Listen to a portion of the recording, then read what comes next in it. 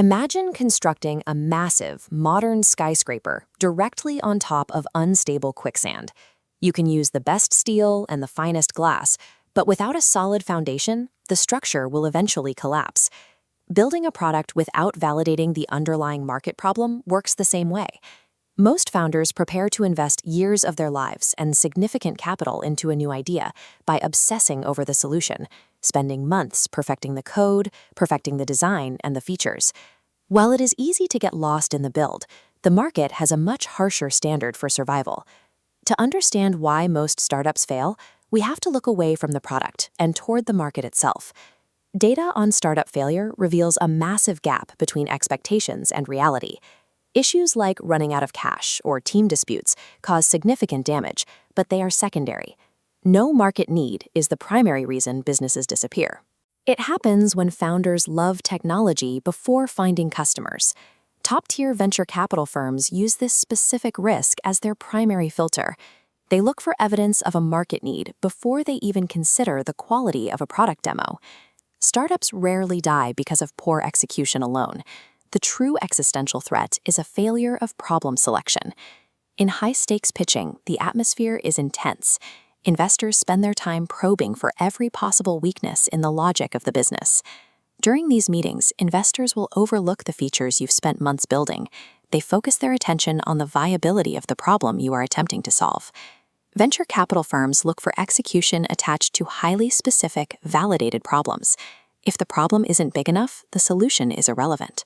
Investors determine if an idea is worth funding by running it through a 5-pillar filter. When a problem fails to meet these 5 criteria, the business risks total rejection by the market, regardless of the quality of the software. The Problem Efficacy Scorecard provides a framework to evaluate these 5 critical requirements. Frequency is the first pillar.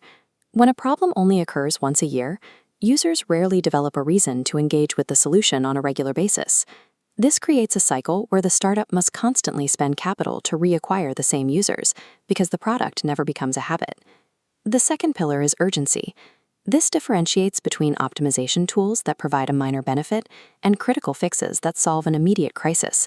Solving a nice-to-have problem leads to B2B sales cycles that can stretch for months, as potential customers feel no pressure to make a purchase today.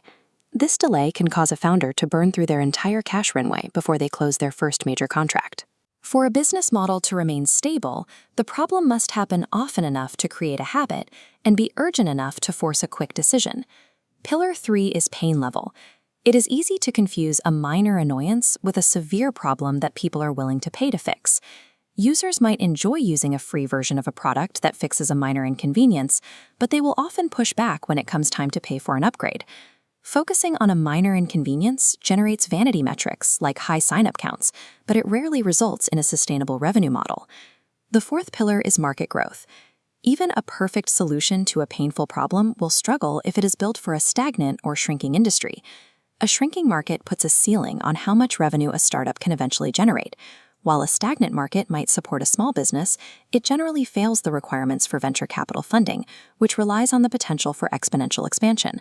Without high willingness to pay and a growing market, the startup lacks the structural capacity to scale into a venture-grade company. The final pillar is unavoidability. Some problems are driven by systemic shifts, like new government regulations or mandatory technology standards, that customers simply cannot ignore. These shifts create inherent demand because the target audience has no operational or legal choice but to find a solution. These unavoidable problems are complex and require specialized knowledge to solve, increasing initial development costs. When all 5 indicators move to the green, showing a daily habit, immediate fix, severe pain, growth potential, and systemic shift, the idea becomes an investable thesis. Passing this 5-pillar test is a key requirement for founders looking to secure institutional funding. Validating the problem is only the first step. It qualifies you to compete, but it does not guarantee a successful outcome.